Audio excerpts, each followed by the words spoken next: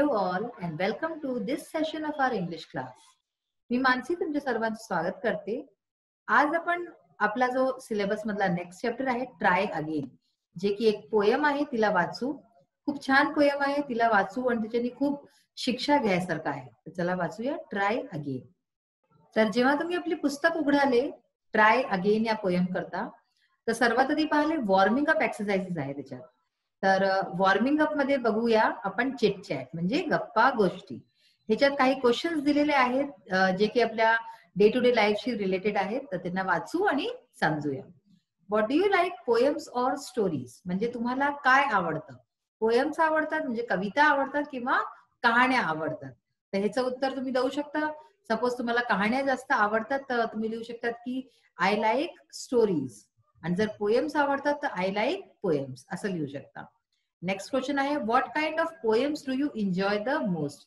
यांनी विचारलंय की पोएम्स तुम्हाला कशा प्रकारचे आवडतात.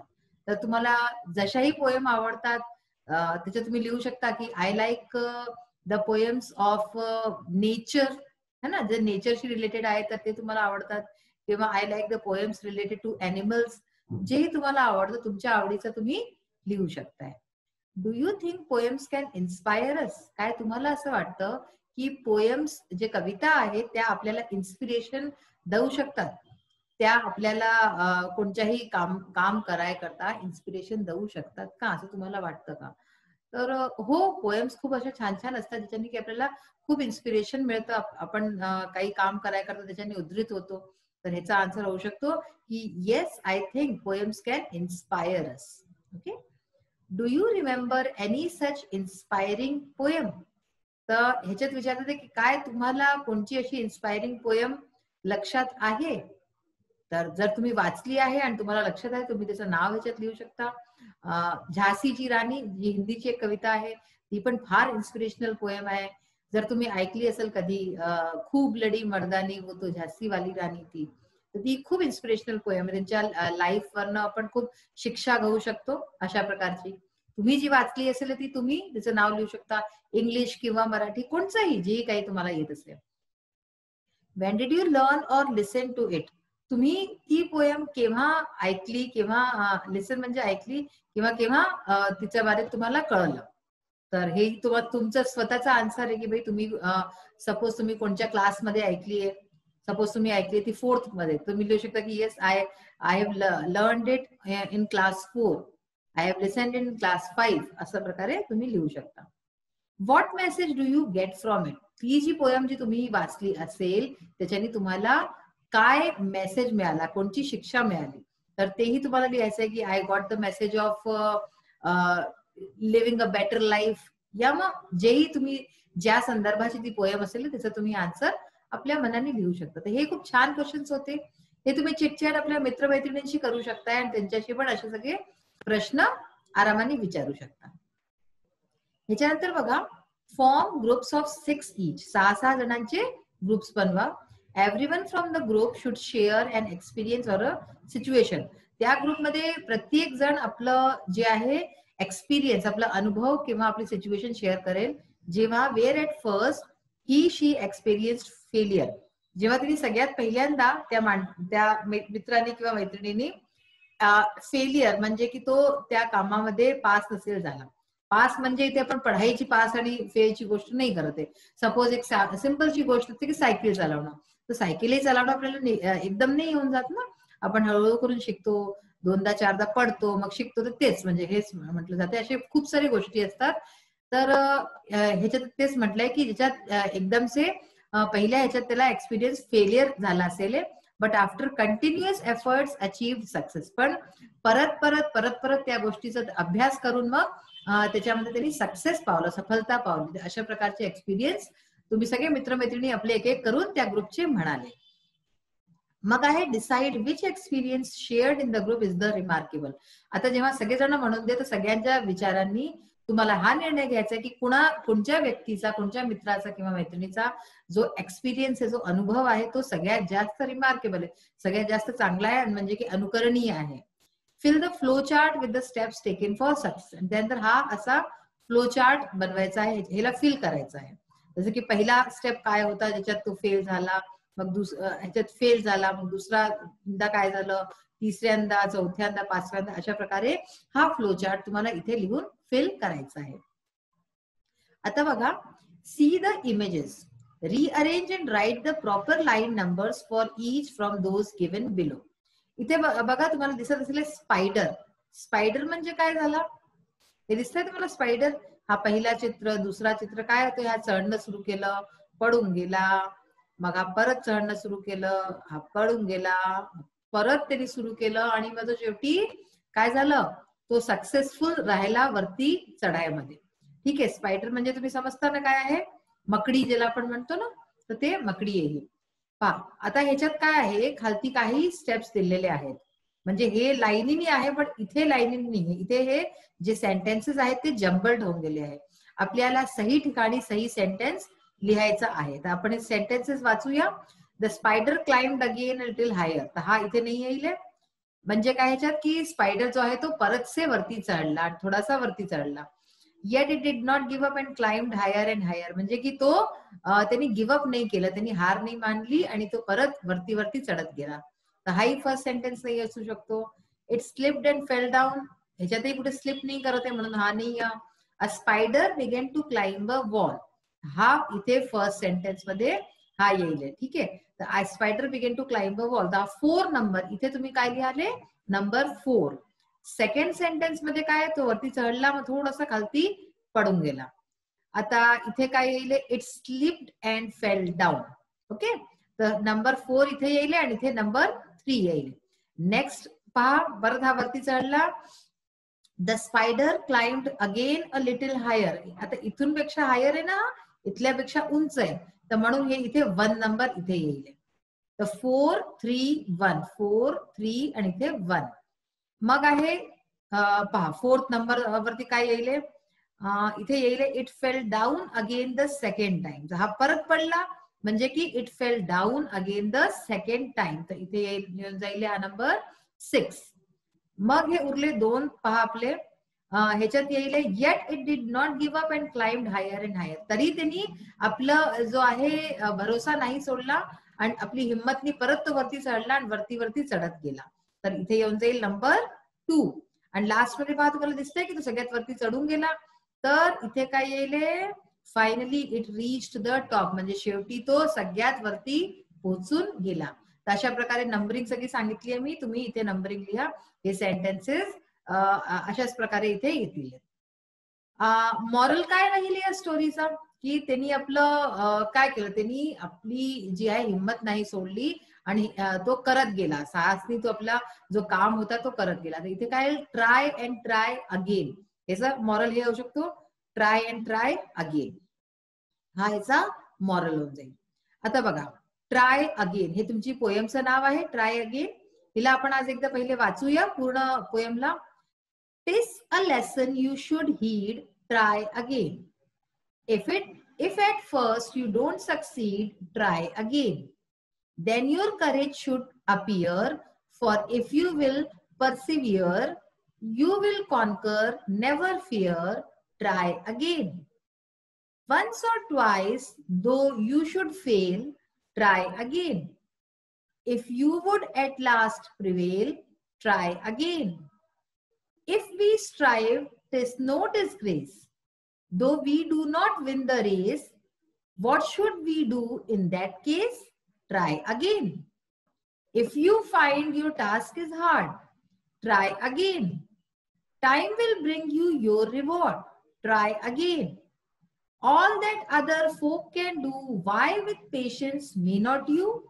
Only keep this rule in view, try again. W.E. Hickson. W.E. Hickson is the poet of this poem. या पोयमला लिहिणारे पोएटचं नाव काय, W.E. हिक्सन. खूप छान पोयम आहे. ह्याच्यात सार मी तुम्हाला एक सांगते की लिहिलंय ट्राय अगेन, म्हणजे काय, ट्राय म्हणजे काय, कोशिश. तर कोशिश करा, परत से कोशिश करा. अगेन म्हणजे काय, परत. तर परत परत कोशिश करत राहा. ह्याच्यात हे म्हणतात की चाहे तुमच्या समोर कशी पण गोष्टी आहे, तुम्ही हिंमत नका हारू, तुम्ही ट्राय करत राहा. तुम्ही नेहमी जे आहे आपली कोशिशा करत राहा. त्याच्यामध्ये कुठेही तुम्ही कमी नका करू. एकदा दोनदा तुम्ही फेल जरी झाले तरी तुम्ही ट्राय करत राहा. ठीक आहे. जर तुम्ही हारले, कोणत्या गोष्टी तुम्ही हारले, तुम्ही फेल झाले, तर त्याच्यात काही डिस्ग्रेस नाहीये, म्हणजे त्याच्यात काही लाजायची गोष्ट नाहीये. कारण की हारतो कोण? हारतो तोच, फेल तोच होतो ज्यांनी की कधी काही प्रयत्न केलेला आहे. जो प्रयत्नच नाही करेल त्याचं तर काय? तर तुम्ही प्रयत्न तर केला निदान, म्हणून त्याच्यात काही लाजायची गोष्ट नाहीये.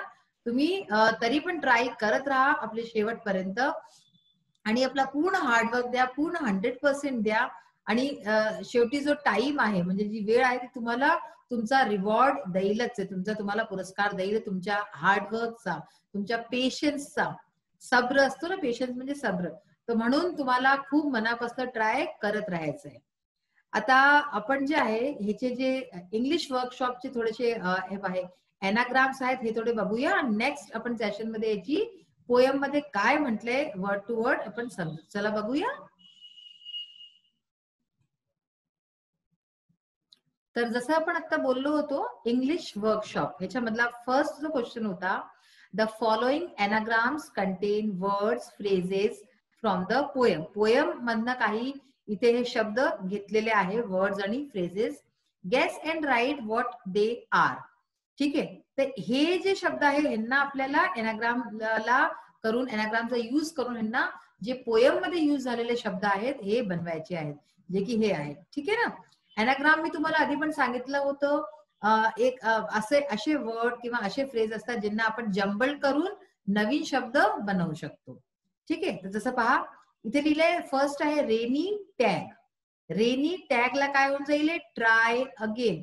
या पूर्ण शब्दाला जर आपण इकडे तिकडे शब्दांना करून देऊ तर try again. Our cage. Our केजचं काय होऊन जाईल? Courage. Then wait sir. Wait सरचं काय? स्ट्राईव्ह. Reward. रेड रॉचं reward. Then tap knees. Patience. सर्व पियर प्रिझर्व. ठीक. अपोजिट वर्ड्स किंवा अँटोनिम्स. अँटोनिम्स हे अपोजिट्सला म्हणतात. हाही एक शब्द आहे याच्याकरता, हा तुम्ही नीट प्रकारे समजून घ्या. अपोजिट वर्ड्स बघा, सक्सीड तर फेल. सक्सीड म्हणजे काय? कोणत्या वस्तूत पास होऊन जाणं, आपण सिंपल शब्दात म्हणू शकतो. आणि fail. Punishment, reward. Courage, fear. Stop किंवा क्विटचं preserve. Lose, win. Answer in your own words. आता बघा क्वेश्चन आन्सर्स आज आपण थोडे स्टार्ट करून दो. What lesson should be kept always in mind. आपल्याला कोणचा लेसन, कोणची गोष्ट आहे जी नेहमी आपल्या माइंड मध्ये, आपल्या दिमागमध्ये ठेवली पाहिजे. If at first you don't succeed you should try again to get success. म्हणजे जर पहिल्यांदा मध्ये तुम्ही सक्सीड नाही होत, तुम्हाला सक्सेस नाही मिळत, तुम्हाला सफलता प्राप्त नाही होत, तर यू शुड ट्राय अगेन. तर तुम्हाला परत से ट्राय केलं पाहिजे, परत से प्रयत्न केला पाहिजे टू गेट सक्सेस, ताकि तुम्हाला सफलता मिळेल.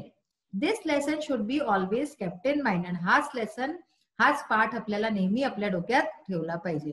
म्हणजे जर तुम्ही पहिल्यांदा सफलता नाही पावले तर परत प्रयत्न करा आणि तुम्हाला सफलता मिळेल. What should someone who loses a race do.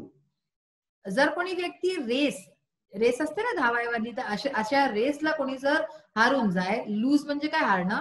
तर काय करेल तो? त्याला काय केलं पाहिजे? If someone loses a race. जर कोणी व्यक्ती एक रेसला लूज करतो, रेसला हारून जातो, ही शी म्हणजे तो किंवा ती should not feel ashamed of his her failure. तर त्याला आपल्या फेलियरचं, म्हणजे की जो तो पास नाही हो पावला, जो तो पुढे नाही जाऊ पावला, त्याचं लाज नाही वाटली पाहिजे. ते रेस एक सिम्बॉलिक म्हटलंय. रेस म्हणजे धावण्याचीच रेसची गोष्ट नाहीये. कोणत्याही गोष्टीची रेस म्हणजे एक सिम्बॉलिक आहे. याचा अर्थ आहे की तुम्ही काही काम करताय आणि त्याच्यामध्ये तुम्हाला यश नाही मिळालं, तर म्हणतात की काय केलं जाईल. तर तुम्हाला त्याची लाज नाही वाटली पाहिजे पहिली. आणि दुसरं, ही she has failed to win.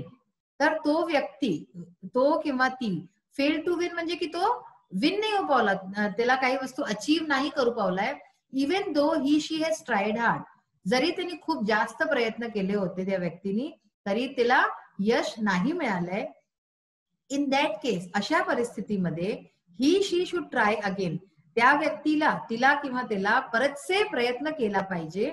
And again and win the race someday. तर प्रयत्न करत राहायला पाहिजे आणि तो कोणत्या ना कोणत्या दिवशी ती जी रेस आहे म्हणजे ते जे प्रयत्न जे तो करतोय त्याचे सफल होतील, तर त्याला सफलता अवश्य मिळेल. What quality is important when you are struggling for success? जेव्हा तुम्ही सफलता करता, सक्सेस म्हणजे सफलता करता, स्ट्रगल करताय, खूप जास्त तुम्ही मेहनत करताय, अशा टाइमला कोणची क्वालिटी असणं फार जास्त आवश्यक आहे? तुमच्यामध्ये काय गुण असले पाहिजे? When we are struggling for success, तर जेव्हा आपण सफलता करता खूप प्रयत्न करतोय, we must have the qualities of paying heed. तर आपल्यामध्ये क्वालिटीज ज्या असल्या पाहिजे त्याच्यात आहे पेईंग हीट म्हणजे अटेन्शन, पूर्ण आपलं कन्सन्ट्रेशन त्या गोष्टीकडे असलं पाहिजे, करेज अँड पेशन्स, आणि अशाच प्रकारे साहस असला पाहिजे, कारण की आपण जर फेल होऊ तर आपल्याला त्याला फेस पण करावं लागेल, आणि अशाच प्रकारे पेशन्स असलं पाहिजे म्हणजे धैर्य असलं पाहिजे आपल्याला. When can success have a greater value? सफलताचं ग्रेटर व्हॅल्यू, सफलता केव्हा जास्त मायने ठेवते आपल्याकरता? When you get it easily, जर तुम्हाला ती एकदम आसानीने मिळून जाईल, और विथ डिफिकल्टी, या जर ती तुम्हाला खूप मुश्किलांनी मिळेल. म्हणजे एक गोष्ट तुम्हाला जी प्राप्त करायची आहे, तर ती तुम्हाला आसानीने मिळून जाईल, तर तुम्हाला मजा येतो की आणि त्याचं व्हॅल्यू जास्त असते, त्याचं मूल्य जास्त असतो, या मग त्याला खूप आपण प्रयत्न करून पाहतो, तर तेव्हा ह्याचं मूल्य जास्त असतो. सिंपलचा आन्सर आहे की आपण ज्या वस्तूला आपल्या मेहनतनी प्राप्त करतो त्याचं मूल्य आपल्याकरता खूप जास्त असतं. Wien you get it with difficulty, तर म्हणजे खूप डिफिकल्टीनी, खूप प्रयत्नांनी आपण जेव्हा त्याला पावतो तेव्हाच त्याचा जास्त महत्व होऊन जातो. तर आज आपण खूप काही शिकलो की आपल्याला प्रयत्न करणं नाही सोडलं पाहिजे, काही पण होऊ दे, आपल्याला नेहमी प्रयत्न केले राहिले पाहिजे, आणि प्रयत्न करत राहू तेव्हाच आपल्याला जे आहे यश मिळेल, आणि यश अशाच प्रकारे मिळालेलं आपल्याला त्याची किंमत जास्त राहते. तर तुम्ही पण अशाच प्रकारे प्रयत्न करत राहा, अभ्यासात खूप छान मार्क्स आणा, आई वडिलांची पण जे त्यांची इच्छा आहे तशा प्रकारे तुम्ही पण असेच यशस्वी व्हा. हा सेशन आपला इथेच संपतो. Meet you in the next session. Till then bye.